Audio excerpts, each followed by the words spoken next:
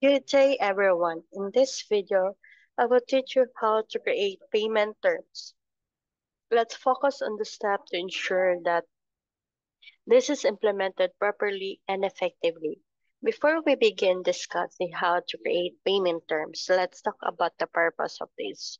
So the purpose of this is to establish clear guidelines and deadlines for financial transactions between businesses and their clients or suppliers. So first, access and back office. So you go into the back office. So we're ready here in back office. So you can log in your username and your password. So you can type the username and your password. So click this login. So go to the setup and locate this payment terms.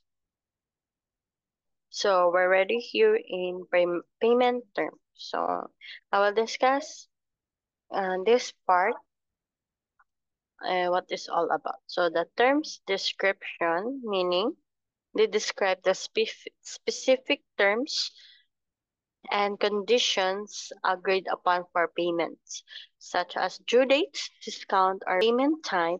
You can select the prepayment if the cash or the after number of days and day in following month.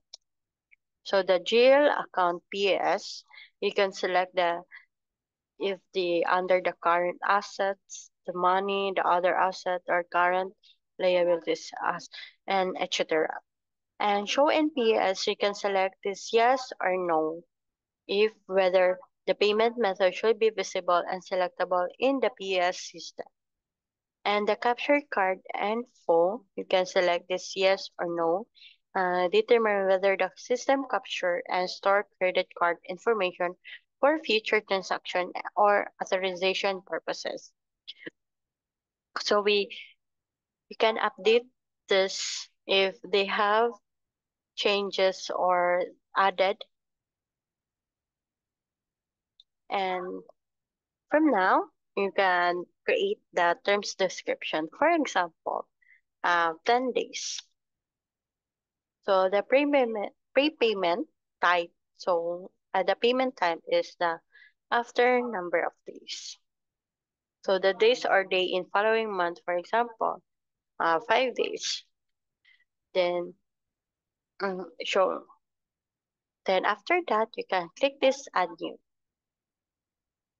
So as you can see, the new payment term have been added. So the 10 days, the after number of days, and the 5 days. So this is the process on how to create payment terms.